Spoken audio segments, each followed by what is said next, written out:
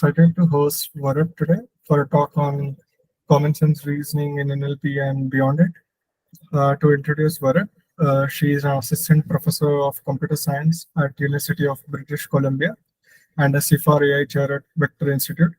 Her research is concerned with natural language processing, with the fundamental goal of building computer programs that can interact with people in natural languages.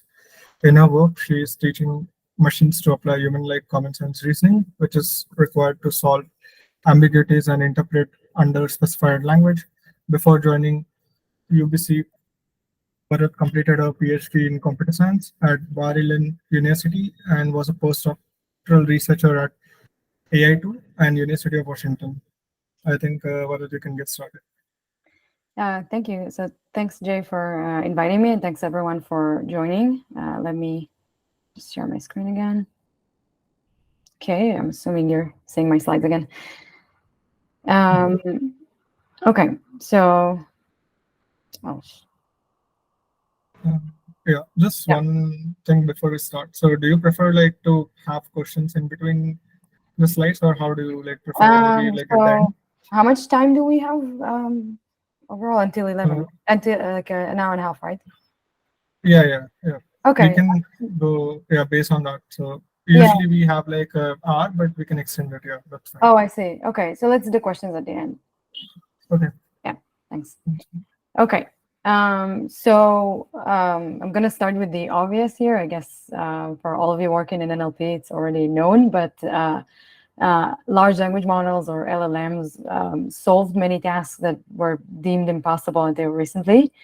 And compared to just a few years ago, these models made a huge progress on both in terms of understanding natural language questions and instructions, as well as in generating text that is relevant, coherent, grammatical, almost human-like, sometimes looking even better than the average person's writing. For example, I tried to demonstrate that by asking ChatGPT to demonstrate how good it is at understanding complex natural language queries and generating coherent human-like text. And so it generated this very long and detailed text about dark matter, which unfortunately I don't know much about, so I don't know if it's correct, but it definitely looks very professional and it's well written. So yeah, LLMs like ChatGPT became a product used by millions around the world, and people use it to get advice on various topics, to write essays, to get help with writing, troubleshoot and write code, and more. So now that we have models that are good at representing and understanding text, we can take one of two approaches. The first approach, which unfortunately was taken by one of my recent grant proposal reviewers, is to declare that NLP is solved and we should stop working on it. And the second, which is the approach that I'm taking, is that on the one hand, we can look for new opportunities that LLMs created, which for things that we couldn't do before. And on the other hand, we need to do a reality check regarding the remaining challenges, which may or may not be addressed with LLMs in the future. And even ChatGPT agrees with me that it did not actually solve NLP. So this talk will be about both about opportunities that LLMs created to work on more complex and more interesting NLP tasks, and the many challenges that still remain. So I'll start by talking about the fact that human language is actually grounded in extra-linguistic contexts, as opposed to language models that are by and large only trained on language. There's some exception of vision and language models, but it's mostly just on language. Then I'll talk about advanced reasoning, which is an area that is still underexplored, but might be a good direction now that LLMs have made some progress in reasoning. And I'll discuss the difficulties with applying LLMs to real-world applications. And finally, time permitting, I think I'll talk a little bit about problems with the current way that we evaluate the quality of NLP models. So let's start with grounding. So according to Grice's conversational maxims, language is very efficient. So people don't tend to state the obvious. We try to be as informative as possible and give just as much information as is needed for the listener, but not more. So as a result, when you read text or look at a conversation, there's a lot of situational context that is missing. Like, for example, what we see, what we hear, where we are, what the time is, what we do. Like in this example, it's kind of funny that she says we're having coffee because he knows that. And then like also who we are, what is our shared knowledge, experience, social norms, cultural norms, etc. So in this talk, I'll focus on vision and word knowledge and common sense knowledge and cultural norms, although in the past I've worked on also on social norms and time. So with respect to vision, because we don't tend to describe what we see to other people who see the same thing, very often language and vision provide complementary information. This is one example project that we recently worked on. So this is with my student Onjam. So this is about memes. And in this project, we worked on meme interpretation. So for example, given this meme that says, what time did you go to bed last night? Me, early, why? And it appeared with the post title, every damn time. People tend to interpret this meme as the meme poster lied about going to bed early and they look horrible after not sleeping right the night before. Now, if you give it to a vision and language model, which I'll describe in the next slides, it generates one of the following interpretations. So first, that they are tired, but they have to go to work. So this interpretation is based on the meme alone. So you can clearly see that it focuses on the text inside the meme about being going to bed, or going to the time of going to bed. The second interpretation is that they don't remember what they did the day before. So this is based on the meme and the title, which is the most fair setup. This is what the same inputs that people get. Unfortunately, it's wrong. And the third is that they are scared of the monster. So interestingly, this one is based on the meme, the title, and the image caption of just the image itself. So it's like a literal image caption, which specifically in this case was a scary looking monster. So this one clearly focuses on the literal caption.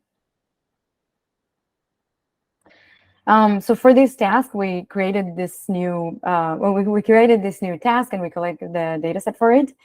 So we started with scraping memes from Reddit, and we manually filtered them out to avoid duplicates, incomprehensible memes, offensive memes, etc. Then we collected the annotations in 2 steps. So in the first steps, we focused on just literally what's described in the image. So we asked annotators for the image captions, and in order to not bias them towards the metaphorical meaning of the meme, we actually did not show them the post title. And if there was any text inside the meme, we recognized it with using OCR and used an image repair tool to repair the part where the text appeared. So for example, for an image like this one, where the caption we got was, the worst intersection in the world has to be controlled by a tree of traffic lights. Then at the second step, we had a different set of annotators that got the full meme. So in this case, the title was why they gotta be like this, and the text inside the meme was, Hair, why doesn't he understand my signals? The signals, and then showing the image.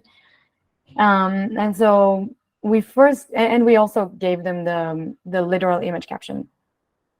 So we asked them to first decide for each phrase in the literal image caption whether it's used literally or metaphorically for the meaning of the meme.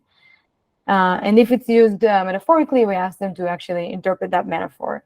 So for example, they might say that an intersection here is it's a metaphor for the relationship between a man and a woman, and the tree of traffic lights is the woman's complicated signals.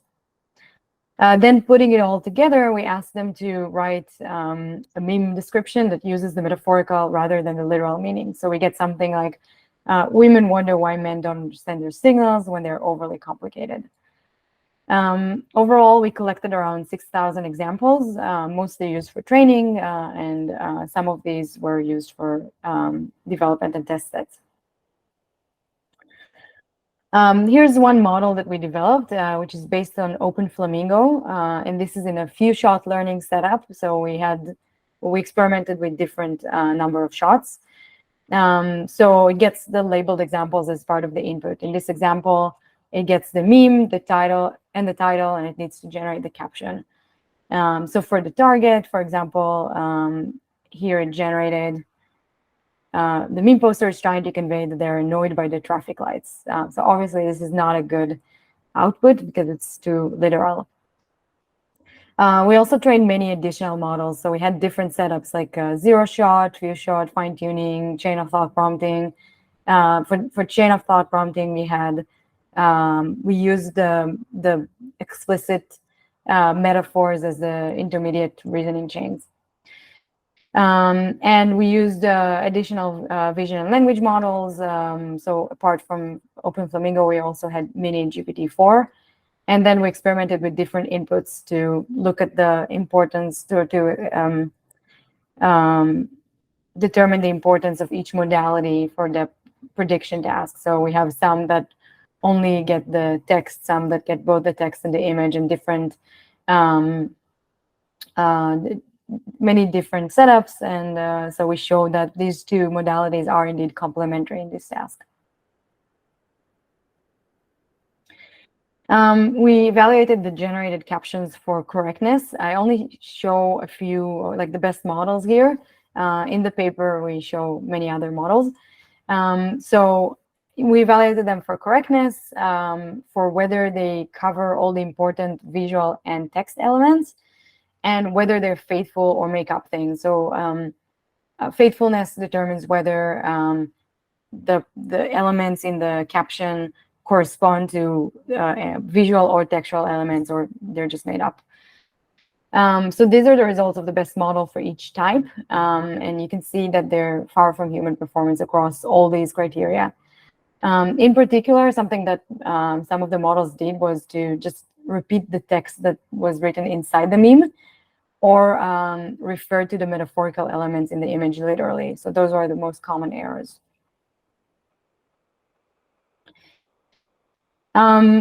Okay, so I'm gonna move on to the next thing. Okay, I think I'm gonna save time for questions at the end. So the second thing is specifically about common sense knowledge, and again, because language is efficient, we don't tend to specify things that we assume that the listener already knows. And common sense knowledge is one of those things that is rarely specified in language because everyone knows that. And so we use it to understand language, but do language models do the same? So here's an example that I've been using for years now, and I'll keep using until ChatGPT gets it right. But please don't input that into ChatGPT and do a thumbs down when it gets it wrong, because then it's gonna artificially learn that. So this was an ambiguous headline from 2019 that said, Stevie Wonder announced that he'll be having kidney surgery during London concert. And so we know, obviously, that the announcement happened during the concert, but the surgery happened sometime later. And we know that because of our common sense knowledge that specifies that kidney surgery is performed under general anesthesia. And that means that the person undergoing the surgery will be unconscious and therefore unable to perform actions. In the past, I asked a state-of-the-art question answering system, when did the surgery happen? And it said that it happened during the concert. Now, ChatGPT is a bit more careful. So the first thing it does is it declines to answer the question, saying that it has no access to recent events, even though this one is from 2019. And when I present it as a story about an anonymous performer, it says that the surgery will happen during the concert. So what if we could actually, if we had a model that can generate common sense inferences about events, could that help the language model understand the story better. So there is such a model. It's called COMET, or Commonsense Transformers, and it's a model developed by AI2 a few years ago.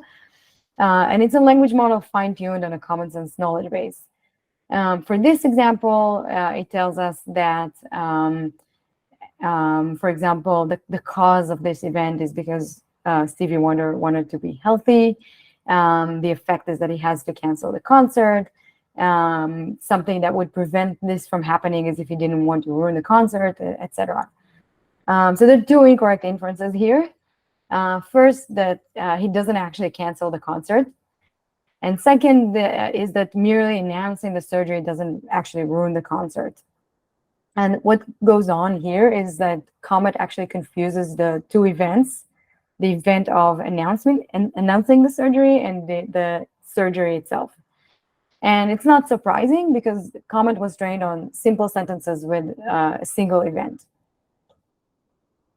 So we recently developed a new model, COMET-M, for multi-event, that can get a natural complex sentence with multiple events and a target event, and then generate inferences along the same dimensions as COMET, but for each event separately, while taking the entire context into account. So for example, when we focus on the announcement event, it generates that before this, he thanked the fans for coming to the concert, and after this, he prepared for the surgery. Or that what would prevent that from happening is if he did not attend the concert. And for the surgery event, it generates distinct events, like, for example, the effect or what happens after is that he recovers from the surgery, and before that, he was rushed to the hospital. Now, I actually tried to incorporate these inferences into ChatGPT, and unfortunately, I still couldn't get it to consistently generate the correct answer. About half of the time, it still predicted that the surgery is during the concert. But I think it is a promising direction. It just didn't work for that example. So our model, COMET-M, is an extension of the existing COMET model to multiple events. So we collected annotations for 6 event-centric relations for over 1,000 events that came from complex sentences in multiple genres, specifically dialogue, news, fiction, and more. Overall, we collected around 35,000 inferences, but we don't train the model from scratch because the original COMET model was trained on 1 million events. And so we continue training the BART-based COMET model on our data, so just adjusting it to multiple events. We have multiple baselines in the paper, but I will describe the 2 most successful ones here. So the first one is COMET NLI, where we start with the complex sentences and then we split them into several simple sentences using semantic role labeling. So now each sentence has a single event. Then we use the original COMET model to obtain inferences for each event or for each sentence. But some of them might actually contradict the context, contradict like the full complex sentence. And so we use the pre-trained NLI model to filter out these kind of inferences. And then we're left with the smaller set of silver standard multi-event annotated multi-event sentences. And we continue training COMET on that. And COMET-M Mimic uses ChatGPT to generate silver standard inferences for the same format as our model. So you get the sentence with the target event, and then we prompted it with instructions and examples, and we get these silver standard annotations, which we use to continue training COMET. We did human evaluation on the generated inferences of the best performing models according to the automatic metrics. And so we asked annotators to rank the plausibility or likelihood of the inferences on a scale of 1 to 3. And how specific they are to the target event, again, 1 to 3, and how relevant they are to the context. So this is just binary, relevant or irrelevant.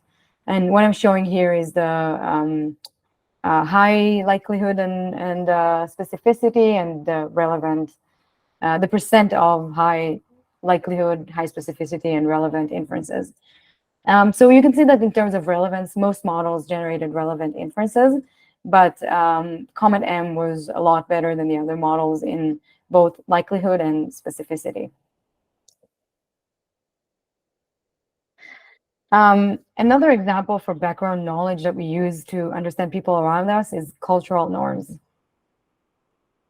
So I told ChatGPT the following story. Mike and Emily had a delightful dinner in a restaurant in Madrid.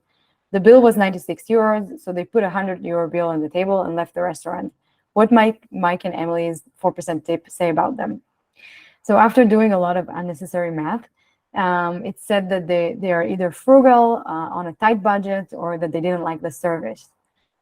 Now, this is a very North American lens because, in fact, in Spain, tipping is optional and it's not very common. So when I added this information, ChatGPT answered correctly that leaving tip means that they enjoy the service and that they are kind. Now, this is not surprising, and it has been pointed out by several papers that English LLMs have a Western and even a North American bias, and that's because they were trained on English texts on the web, which mostly comes from the US. Here's another example. This one is using Comet. When you input the sentence "person X eats a Dutch baby," it predicts that as a result, the person is seen as disgusting, mean. They want to throw up. They feel guilty, and other people feel sad, disgusting, and angry. So obviously, it's interpreting Dutch baby literally. And I don't know, for those of you who don't know, this is just the name of a German pancake. And so we recently developed a geodiverse version of Comet called GD Comet that predicts the sentence correctly. So now it's all about feeling full and happy, and the inferences are either positive or neutral. So to train GD Comet, this was actually a very simple model. We used the data set of a cultural common sense knowledge called Candle that has these sentences like tofu is a major ingredient in many East Asian cuisines.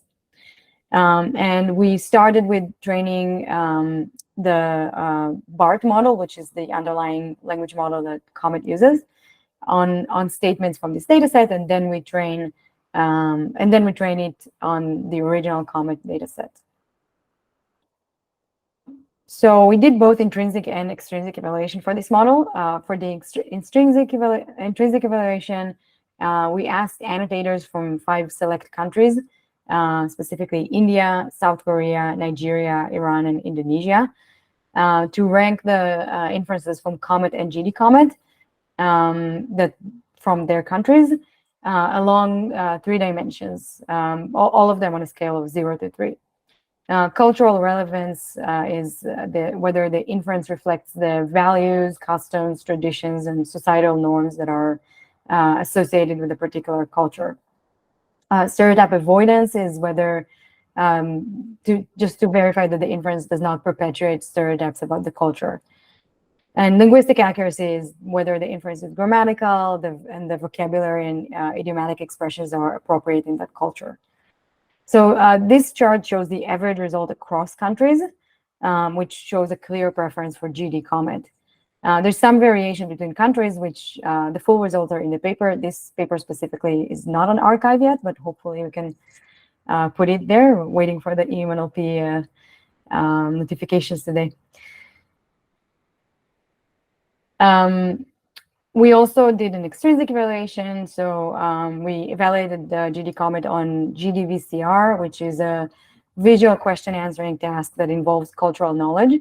The architecture is a little bit complex. I'm not going to go into all the details, but I'm just going to say we based it on VLC BERT, which is an existing model that was developed by another one of my students. And this model is capable of incorporating information from or inferences into Commonsense inferences into a VL-BERT model. So this chart shows the average accuracy on GDVCR across the 4 regions in GDVCR, which are West, South Asia, Africa, and East Asia. Again, the full results are in the paper. So the first baseline is just using VL-BERT with no added knowledge. The second one incorporates knowledge from BART model that was trained on Kendall. So it does have more cultural awareness, but it doesn't have the structure of Comet, and it actually performs the worst. The third baseline uses the original Comet model in VLC-BERT, and then finally the last common is VLC-BERT with GD Comet, which performs the best. Now, in GD Comet, we taught Comet about the existence of concepts from different cultures. In the example that I showed from Kendall, you can see that it just defines all kinds of cultural concepts.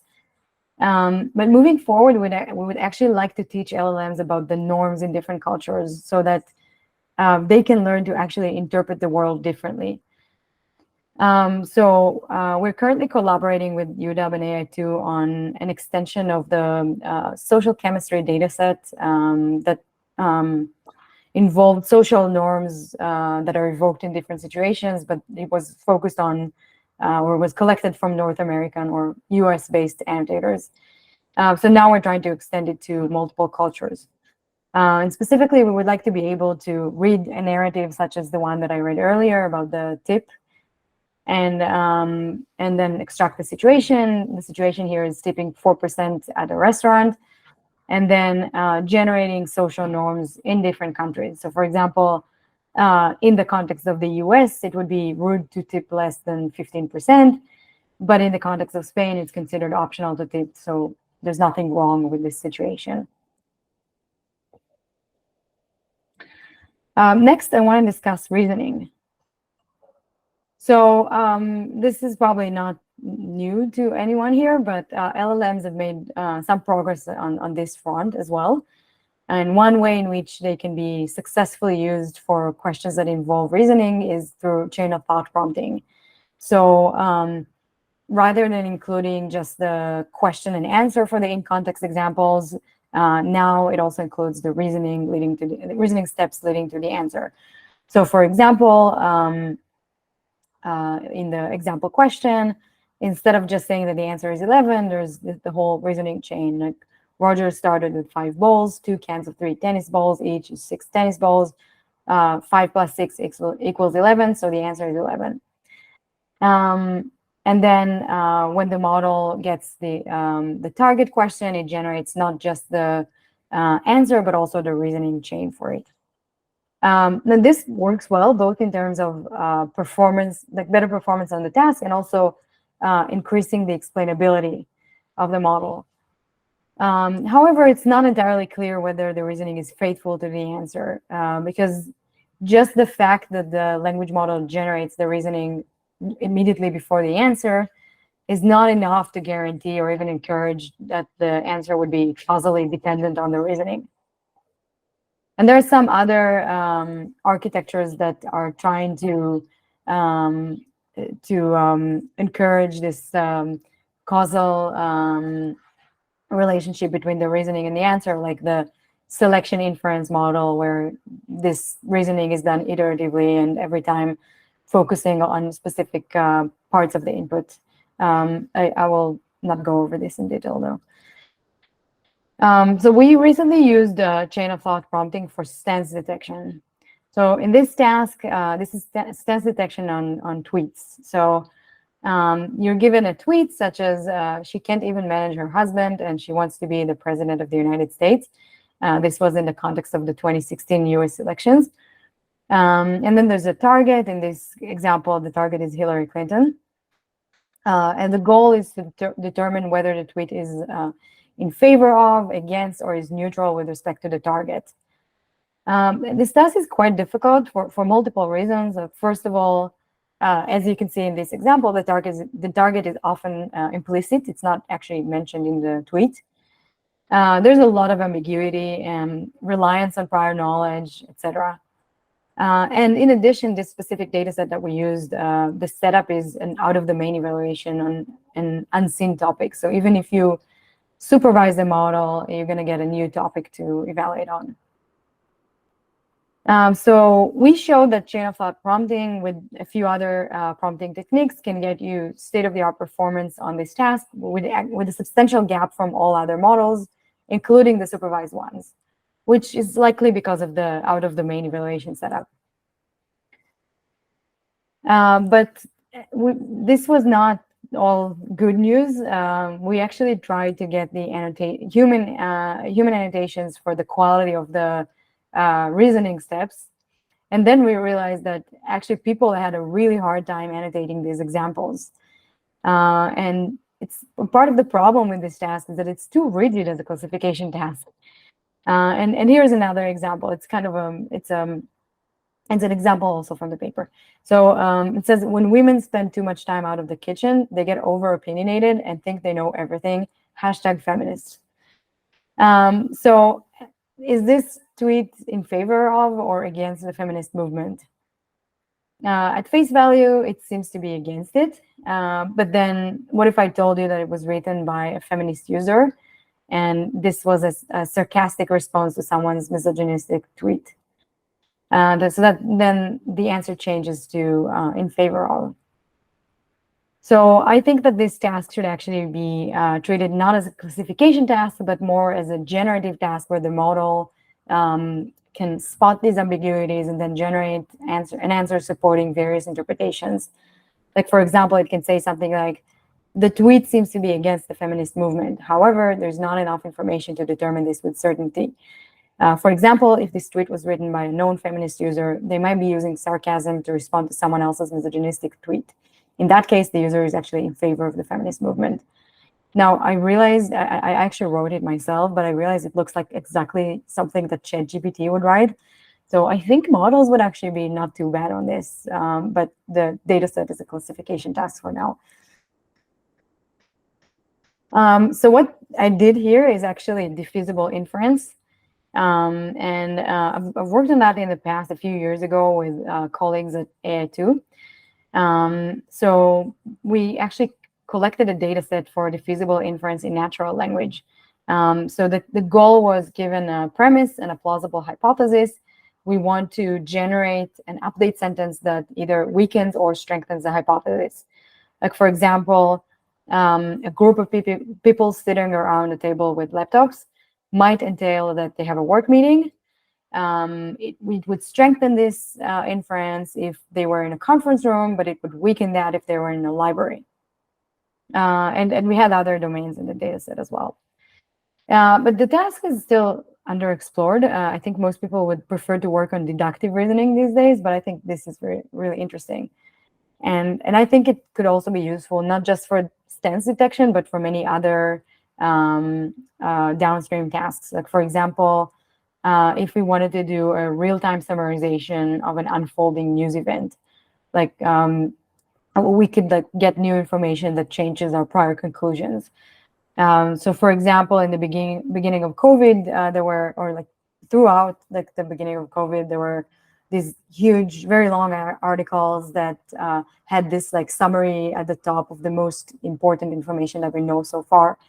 So in the beginning, it was thought that the virus could only be transmitted from animals. But then at some point when people transmitted it to each other, passed it on to each other, it was confirmed that it's possible. So then in that case, if we had a summary with this wrong conclusion that it cannot be transmitted between people, then we would have to discard that conclusion and update the summary. So diffusible inference would be one way to do that.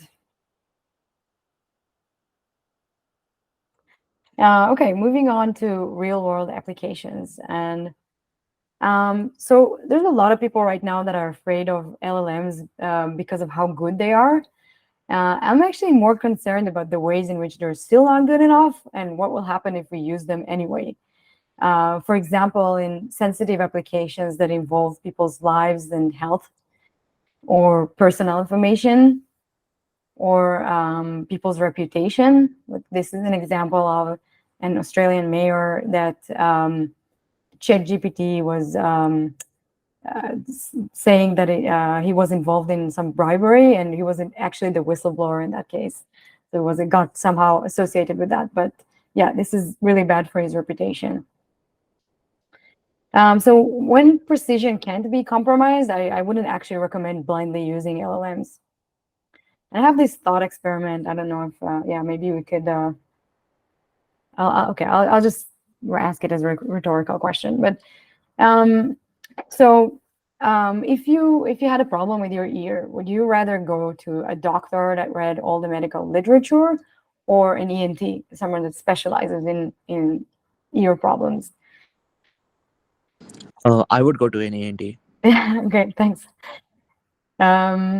And then here's another example. If you were getting divorced, would you go to a person who knows all the laws in all the countries, or to a family lawyer in your province? Yeah, I'd choose the second.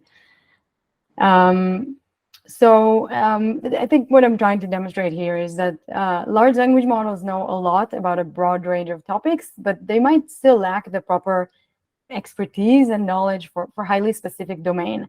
For example, if they're not described enough on the web, or also the fact that they know a lot about similar topics might actually make them confuse the information. Like, for example, you might get information, in the second case, you might get information that involve laws from other countries, especially because they're very US-centric. You might get information about the US more easily than, for example, information about Canada.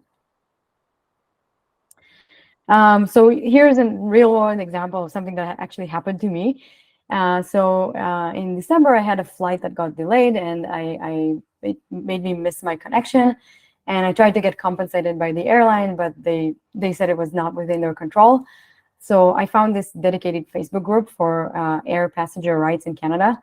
And I asked a very specific question about my case, and I got a helpful answer from an expert. I actually followed the advice, and I got compensated. So just for the sake of it, I asked the same thing to ChatGPT, and here's what I got. I'm not going to read it because it's very long. I'm just going to say it's not bad at all. It's actually not wrong, and it's pretty specific.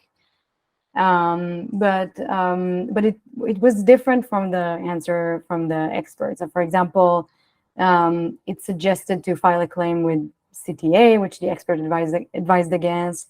It suggested going to small claims court, which is not actually appropriate in my case, because my case was for a small amount of money, and for small claims court, it has to be above $5,000. And also, it didn't advise me to try to get more information from the airline first, which I think actually helped my case. So it's not wrong, it's not bad, but it's different from the expert. And yeah, I don't have like the alternative reality where I followed ChatGPT advice to show you whether I got compensated or not. I wouldn't advise people to do that either. But the interesting thing that came out of this, other than getting compensated, was that as a result of joining that group, the group admin who saw that I work on NLP contacted me and told me that they have this website with instructions for every case, like, for example, baggage loss, flight delayed, cancellation, etc. But people don't read it. They just go directly to Facebook like I did, and ask the same questions over and over again. And they have like a small group of volunteers that have to answer everyone. And so now we're working on a chatbot that can reduce the workload of the human volunteers.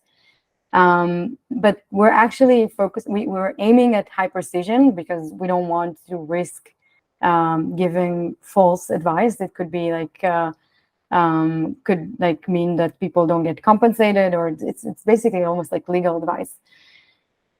So we can't fine-tune a language model on the existing Facebook posts on the website because we risk it hallucinating answers and giving people bad advice. But we can tolerate low recall because we're only trying to minimize the workload and reduce the workload for the human volunteers. So it's okay if the chatbot would say about something I don't actually know the answer for that, and then the person would go on Facebook and ask the question.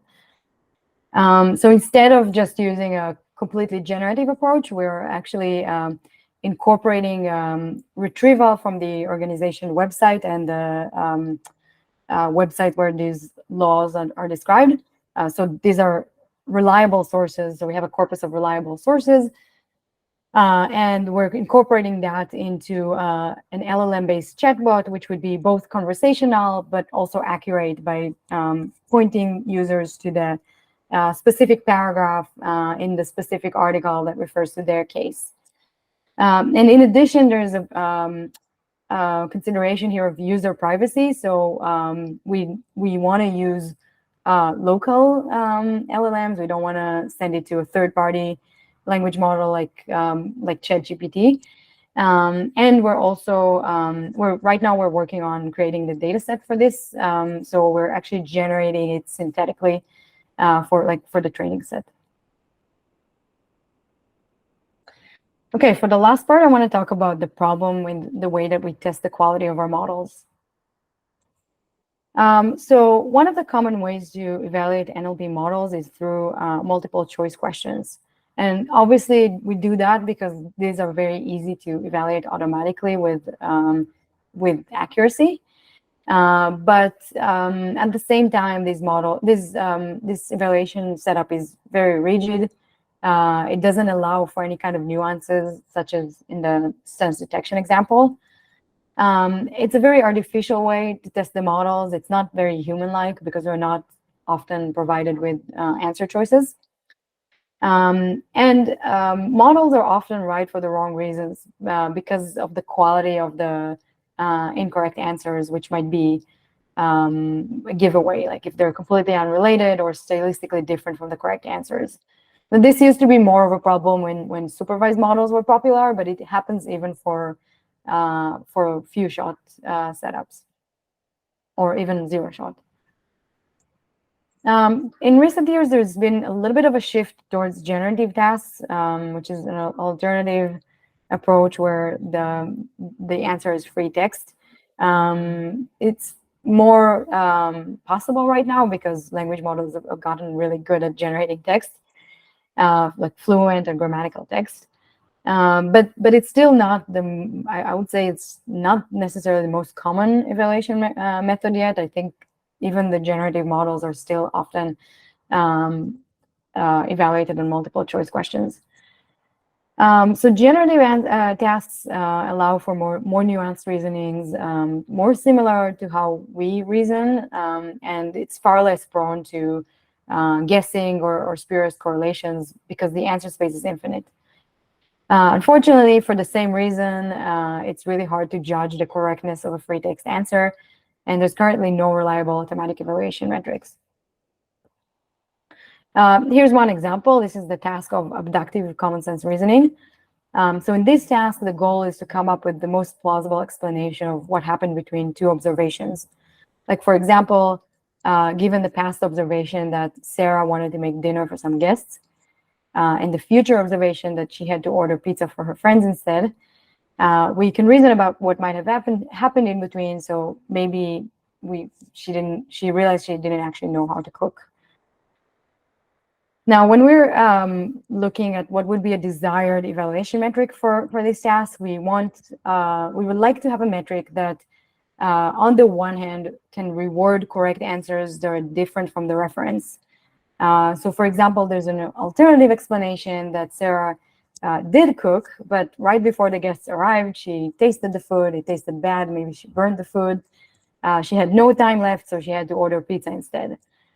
So, yeah, it's obviously a correct answer, but it's very different from the reference. On the other hand, we want the metric to penalize incorrect answers that are similar to the reference. Like, for example, she didn't know how to cook meat is lexically very similar to the reference, but it's incorrect because she could cook literally anything else. Currently, automatic metrics fall under one of the following two categories. The first one is based on word overlap. So these are metrics like blue and rouge, and they're bad because they penalize correct answers that are either conceptually or even lexically different from the references. So if we're looking at this alternative correct answer, the word overlap between that and the reference is just 1 out of 7 words in the reference. So it would get a very low blue or rouge score. And the second approach is based on the semantic similarity. So like embedding the reference, embedding the generated text, and computing the similarity. So these are metrics like BERT score. And it basically solves the first problem, but it introduces the second problem of rewarding incorrect answers that are semantically similar to the references. So in this case, if we take, but she didn't know how to cook meat, which we said was conceptually wrong, it gets a 0.98 BERT score. It's almost perfect. There's also a new alternative approach where LLMs evaluate their own answers with no human references, which I can't really put my point my finger to what bothers me about that, but I think it's really biased. And I also think that like if we don't have a human in any point in the data collection, training the model, evaluating the model, then we're just developing all these models that we don't even know if they're useful for humans. So my take is that there's still no replacement for human evaluation yet, but I've worked on a few projects recently for automatic generative evaluation, so I'm happy to talk about it more later. Now there's another point that the better LLMs get, they tend to achieve human level or even superhuman level performance on the artificial benchmarks that we designed for them. So an alternative solution, which was taken, for example, by for GPT-4, is to evaluate them on benchmarks meant to test people. Like, for example, the bar exam to become a lawyer in the US. I think it's generally a promising approach. There should be some consideration of what is like which tasks are actually transferable, or whether like a model getting a very good precision on or accuracy on a task means the same as the person getting that score. But in general, I think it's a promising approach.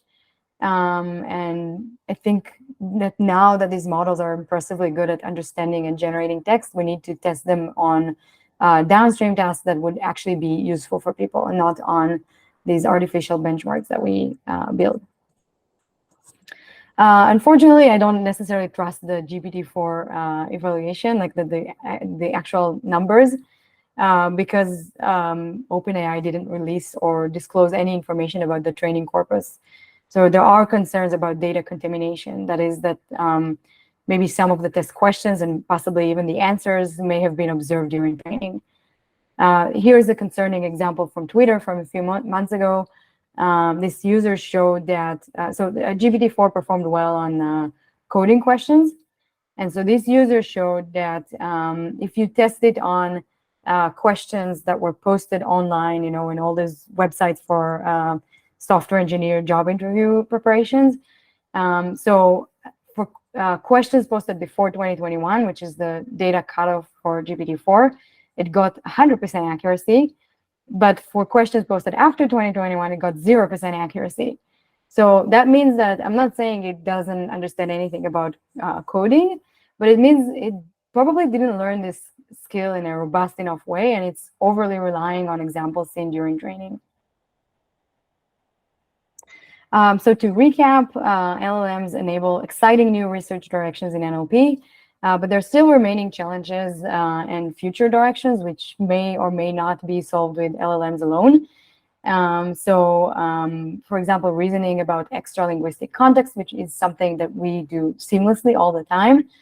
Any kind of advanced reasoning beyond deductive reasoning and deductive reasoning as well, it's not completely solved. But anything like defeasible, abductive, and counterfactual reasoning is still less solved by these models. Applying these models blindly to real-world applications doesn't really work. There's other considerations like privacy, the importance of accuracy. A hallucination problem could be a real problem for real-world applications. And finally, evaluation remains an issue. And if we want to actually track our progress and know how much better models got, we need to have better ways to evaluate them. Thanks, and happy to take any questions. Hey, I have a question. Okay, you go on. Oh, okay. Thanks. Thank you so much for the talk. This was awesome. I was particularly interested in the real world application you were discussing, and I was curious. Could you speak a little bit more to what kind of data structure or database you're using for retrieval? What kind of embedding models you're experimenting with? And if you can even talk about are you like chunking the information, or what have you found that's working best in terms of like information length, or are you just literally searching the website, making web requests, and then how are you evaluating that specific application? Yeah, that's a really good question. So we're actually pretty early on in that project, so we're still at the dataset creation phase. So for the dataset, we're actually constructing synthetic conversations between like fake users and the chatbot based on specific parts on the website. We're generating questions about that, and then we want the chatbot to either so we want to cover the cases where users don't provide all the required information all at once, so the chatbot can ask follow-up clarification questions. And so we're creating the data set for that. And then for the part where it actually returns the answer, we're actually debating about that, because we do acknowledge that the more conversational it is, the more users would probably, I mean, I don't know for sure, but we have a hunch that if it's going to be more conversational, people would actually interact with it more and tend to use that versus like going to ask the question on the Facebook page. But at the same time, we really care about accuracy. So I initially took the approach of like, okay, so after the part where the chatbot gains all the information that it needs to retrieve the answer, it should literally just return a web page with the highlighted paragraph. And the students who are working on that said, oh, we actually think we need to contextualize that answer with respect to what the user asked. So like, for example, if the paragraph said something about the airline has to do something and the user asked something about a specific airline, we want to actually put that airline name in the answer, which I think we're going to have to experiment with that and see how bad the hallucination problem is, because I really want it to be very accurate. So I don't have an answer yet about which retrieval tools we're going to use and which embeddings, because we're still at the dataset creation phase.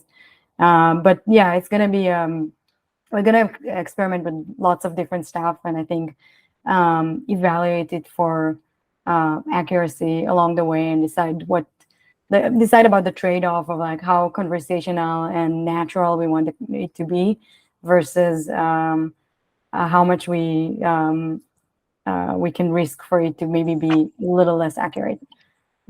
So the data set you're creating, is that, are you trying to train knowledge about the, or like train knowledge about the problem, or is it more so just for the specific questions that you're expecting, just being able to answer with a specific like structure, I guess? Yeah, it's the second. So the chatbot itself, like we haven't developed that yet, but it's going to be, it's not going to be like a single, like end-to-end network or a language model or something like that. It's going to be, it's going to have different components. There's going to be a component that tries to gain all the, first of all, to detect the intent or the specific type of issue. We're gonna support several types of issues, or like several topics like flight delay, flight cancellation, baggage loss, baggage delay. So it's going to have one component to detect that, then one component to converse with the user and get all the required information, and then the retrieval component that gets the information from the website. And then the part we're not certain about is whether we're going to contextualize that information back or just return the information like as in a search. Okay, cool. Thank you very much. Thanks.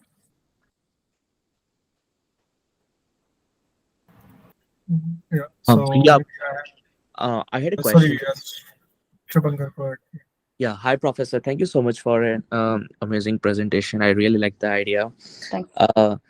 Lastly, in towards the last of your presentation, you said like the software engineering questions which were posted before 2021, those were easily solved by ChatGPT, but later it showed zero accuracy.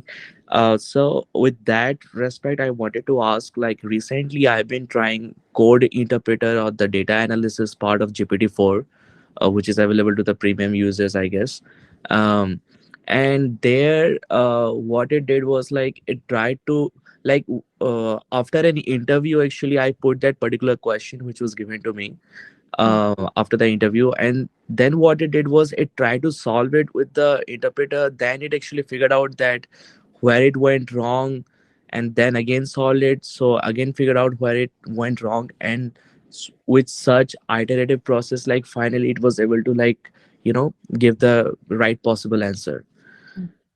So do you think with like AI reinforcement learning feedback, it can actually solve a lot of problem to come to a desirable outcome, or do you find any risk in that as well? It's a good question. I think I was trying to be careful here and to say I don't think it doesn't understand code at all. I just think it's overly relying on the like training data, and also like my concern was mostly about like how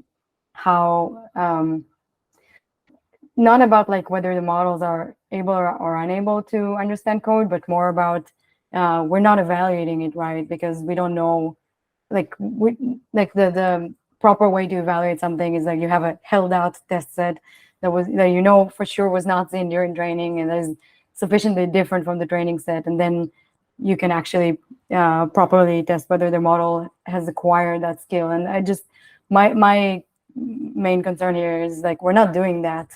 We don't really know whether the model was exposed to that during training. When you inputted the question, again, it could be that the questions were in the training set, or a similar question was in the training set, or even someone else inputted that before you and the model was updated, because they keep updating the models based on the interactions with the user. So it's really hard to tell. But yeah, I think to some extent they do. So I was actually I just had a conversation about that yesterday with people who are like, about these models with people who are not computer scientists. And I said, I think for the average user, it's amazing that these models keep getting updated and they get better from interacting with users. And then you as a user get a better experience every time you use this model. But for someone who's trying to, like, who's someone working in the field where we're trying to figure out, okay, so what did these models know? What did they not know? That's a nightmare because there's no reproducibility, and I have no idea what it was trained on, and it's all very unscientific. So I think to answer your question, it could probably improve over time if it interacts with the users. I think it does learn a lot from these interactions. Yeah, thank you so much, Professor. That really kind of gave you a perspective. Thank you. Yeah. So I had a question. So I think when you talked about that we should utilize information from other linguistic contexts, right? But let's say, for example, right, like maybe if the information are like more contradictory, right, rather than more complementary, uh, at least, and there is also a possibility that the model will just hallucinate, or at least like whatever the reasoning it generates, right, or explanations that might not be faithful to, let's say, each context, right? So how do we overcome, or at least like what do you think might be a good way going forward for that? So I showed quickly the slide with the selection inference model that I didn't really go over. Maybe I'll actually share it again. I thought that was a pretty nice solution. So let me share it again.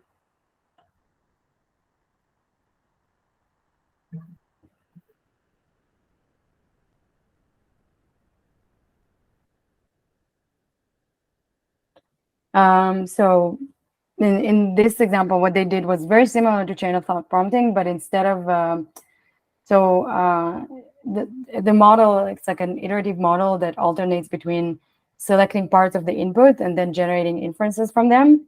And then the inferences are added back into the context for another iteration of selection and inference. And then they do that until they reach the answer. I think they applied it to pretty like toy tasks. But I think it's a pretty promising direction. And in general, I think that there's a tendency in the field to always favor like end-to-end models or models that are like completely automated, or it's all solved by the language model.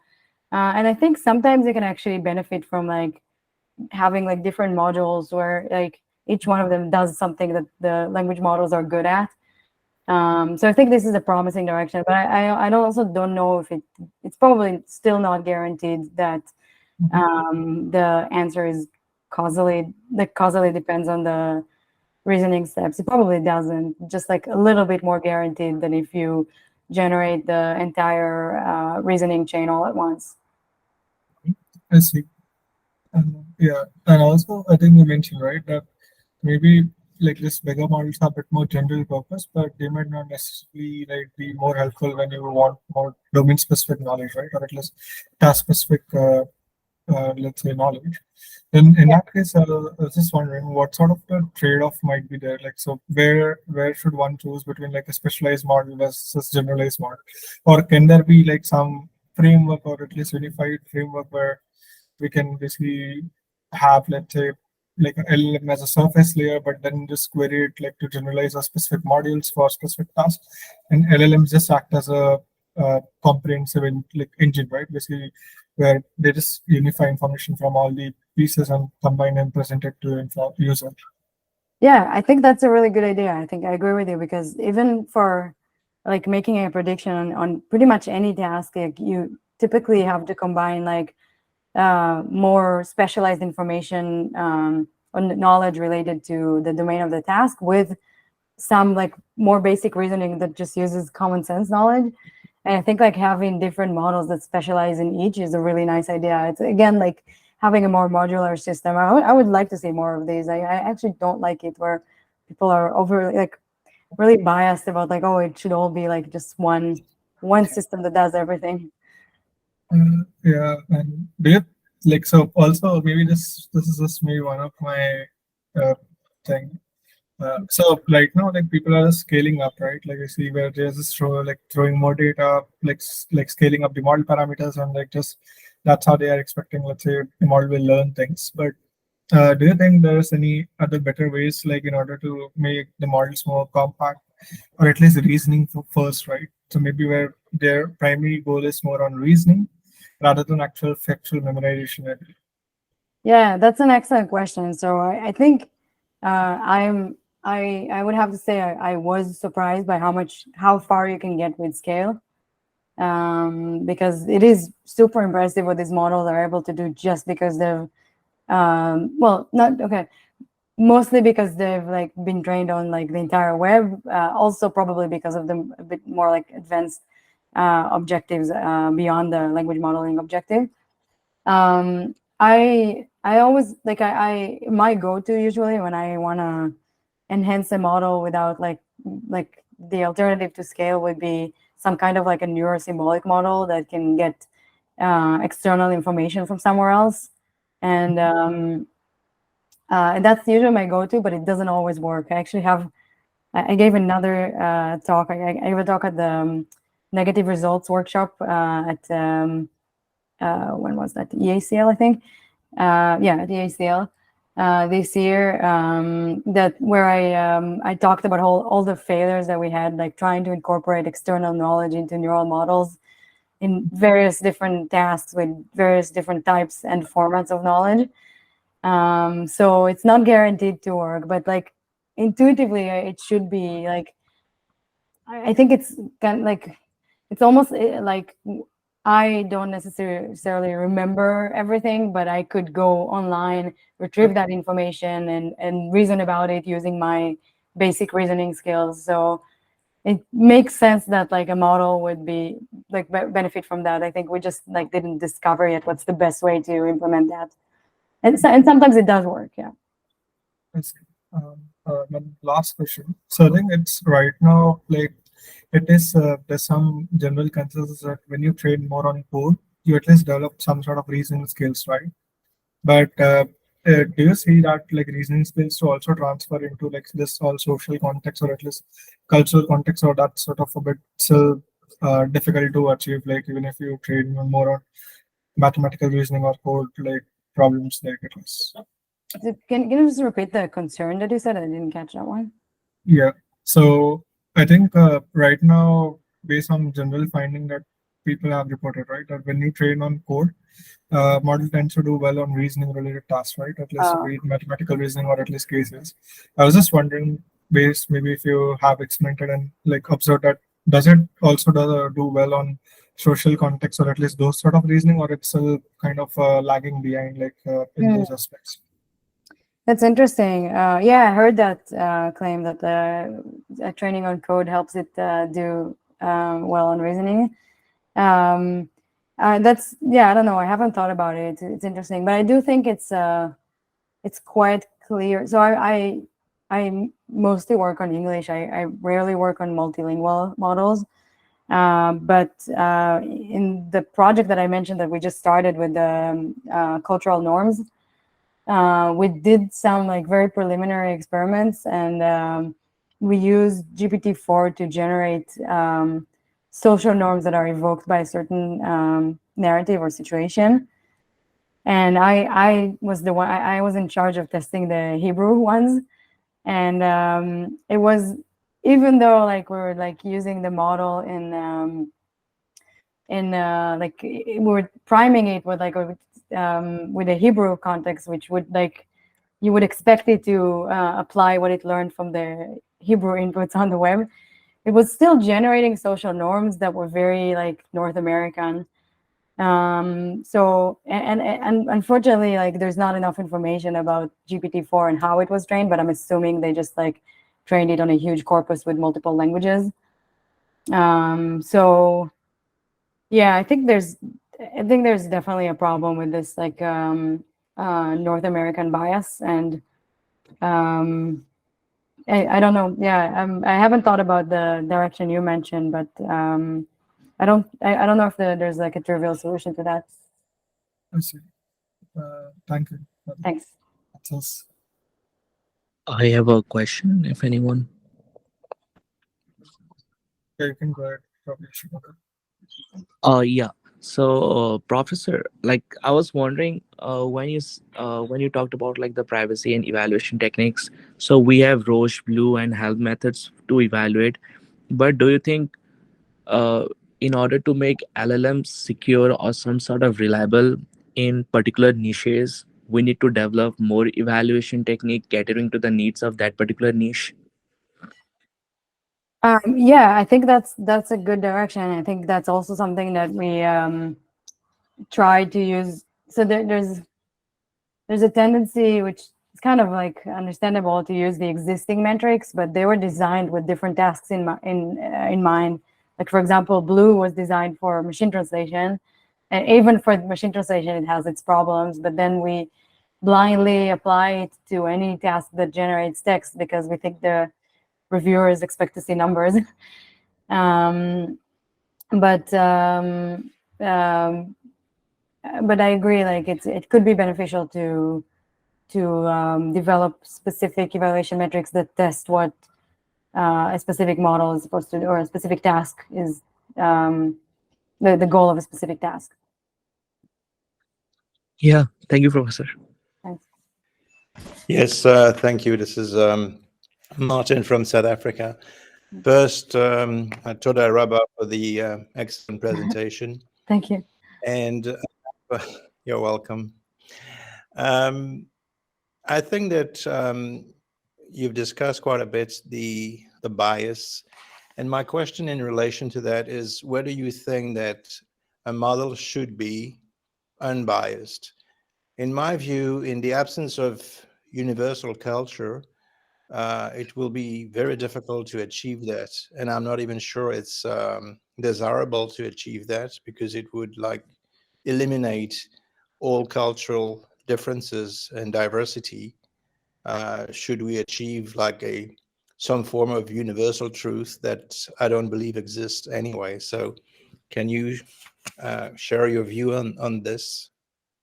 Yeah, that's an excellent question, and I agree with you. And I think not even just that, but like I'm imagining like ChatGPT could already be annoying when you ask it a question and it starts lecturing you on like this is unethical, and I'm imagining if it was trying to like encompass like all the cultures in the world, it would like you would ask it something and say, oh, in this culture it's like this, and in that culture it's like this. It would be super annoying. But I'm thinking about the specific cases when you ask the question with it, which is contextualized for a specific culture. Like when you ask it, this couple had a dinner in Spain and they left a 4% tip, and it answers as if like, or like applying the social norms from the US, then that's undesirable. But in general, I think like if you don't specify the culture and you're asking a question in English and it's assuming like North American culture, it's probably not that bad. And I agree with you that solving that would be, yeah, there's no universal truth. And if you like answer every question with like all the different options, it's going to be weird because people don't talk like that either. So yeah, you're right on that one. Thank you very much. Shlu, you want to go ahead? Yeah, hi, Professor Vered. It's great to listen to your research. And yeah, so my question is very similar to what others asked too. And I'm going to also tell you a personal story. Like, I used to work at a corporation, which is basically like British. But my job was to get data from various national statistical office websites and stuff. And I was handling this particular state, that is Burkina Faso. And so while I had some queries and I had to contact the offices, the national language is usually like French, right? And then we use these translation apps, for example, Bing Translate, Google Translate on French. But sometimes it's mostly the other person who speaks, like, for example, a language in Fula or Mande or Mercy or something like that. And then, like, I mean, usually you just type your messages in English, you type your messages in French, and then you insert a word powered by Google Translate. Because you don't know French or you don't know Diola or like Mercy, and then you also don't know if what the other person on the other end speaks, right? But then you are evaluated on the basis of like, I mean, how early you get a response from, like, say, the office, the more efficient you work, right? That's how it is. So these models, when they, and again, it's the data that you feed that makes your models, right? So when you stop getting access to that particular data, it sends it to, like, I mean, it sends the model to haywire, right? I mean, the model goes haywire because, like, there's missing data, there's a lot of problems, right? So how do we plan to address that particular gap, or how we communicate, and then how we get the responses, and then again the cultural bias, the everything in general. It's, again, for example, a person who has a low salary or something, he and also is not affiliated with an educational institution which does not have access to certain subscriptions, and then you cannot really go and like buy these books, right? You tend to look for the cheaper ones. But uh, maybe the information is available in something else, but you cannot access that particular information because like it's expensive. So you run out of like your capacity to access that information, right? And it's done. So this is why the open culture has to be promoted, but it's not really how it happens, right? And again, people have their own biases, companies have their own biases, models have their own biases, and Yeah. pricing, yeah, even pricing is so biased. I would say, I mean, maybe it's my personal opinion, but No, yeah. that's a really good point. Yeah, access to these tools, like if it's expensive and people in some countries where they their income is lower, they can't afford the pricing for these tools, then that makes an even like bigger gap in opportunities. And it is, yeah, I think that right now, like for example, it's really nice that there are a lot of models that have a free access, or at least like a limited free access, which is nice because it's actually, I've actually seen it how it's like leveling the play field. Like for example, so some of the people, students that I work with, like me, they're no native English speakers, and they maybe feel less comfortable writing in English, so they write something and then they use ChatGPT to rephrase it. And so that's actually something that like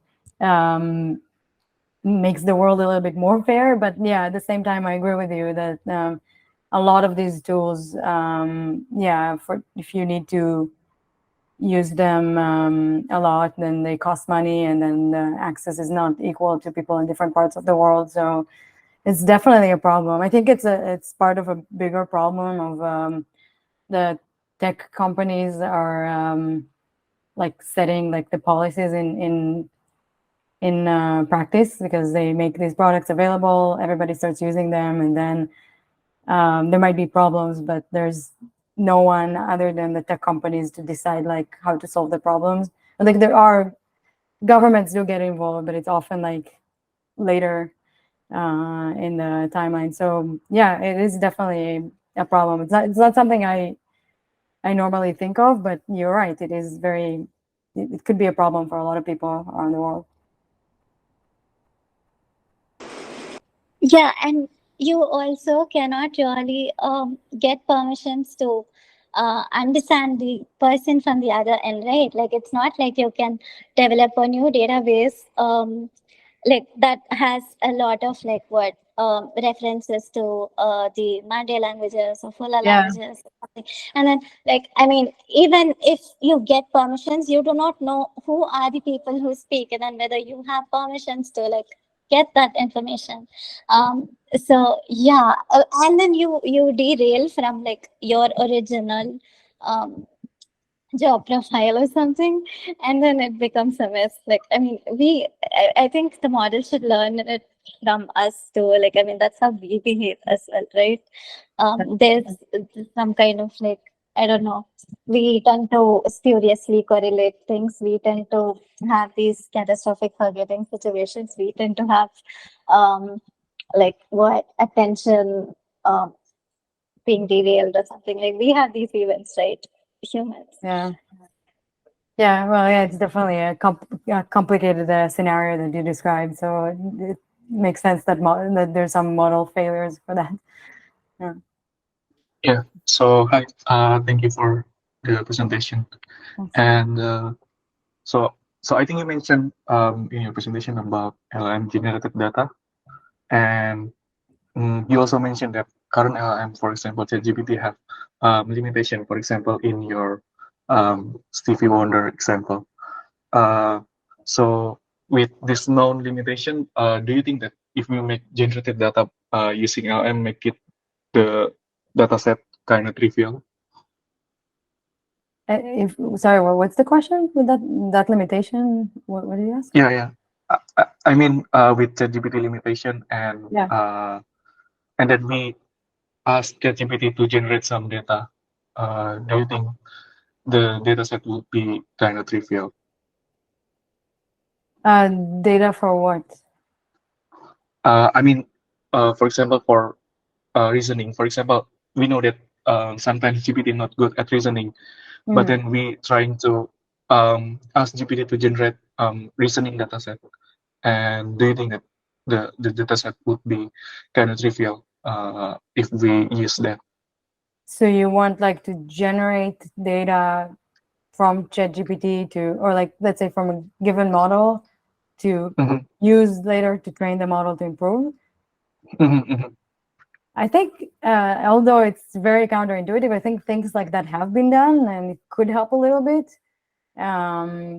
But yeah, I think if it has any kind of inherent limitations, then maybe it wouldn't solve that, because maybe the data that would be generated would have errors and it would learn these errors and just reinforce the errors. I think you could have data sets that are like partly generated by language models, and then you have a human verifying them before you train them on that, or human like correcting them or something like that. I think you could save time on annotation by also using a language model, but it's not necessarily desired in every scenario. Sometimes you want data that actually reflects what people think, or like sometimes if it's a skill that the language models don't have, then you don't want to train them on data that they generated with the errors. But yeah, I think reasoning they do have to some extent. So for reasoning, it might work. I see. So what do you think? Like maybe the best case when we should use kind of generate data. I mean, I think that if we create some simple classification would be generate data would be enough, but maybe the other case might be yeah. I mean, what you mentioned that we just propagate error. So what do you think? Kind of maybe the recommended task, something like that. I think it's on a case-to-case basis, or it's really hard to say like based on the type of the task. But I am always in favor of having more humans in the loop, like humans for collecting data, humans for evaluation. It's not necessarily a bad thing. I feel like there's a tendency right now. I see it with my students. I always have to like argue with them. They want to automate everything and use the language model to do every part of the process. And no, humans are good. We can still do things. We don't need to give our jobs to the language models just yet. Yeah. Okay. I see. Thank you. Thanks. Any other questions? Yeah. So I'll probably close. Sorry. Sorry. Actually, I have one more question. So, I mean, in the lieu of time, will it be possible if I can email you question, Professor? If that's sure, yeah. Okay. Thank you so much, Professor. Have a nice day. Thank you. You too. I think then probably we can close the session. Thank you, Professor Vera, for the amazing talk. Thank you very much for inviting me, and thanks everyone for attending. Yeah, we look forward to having you more in future as well. Thank you. Bye.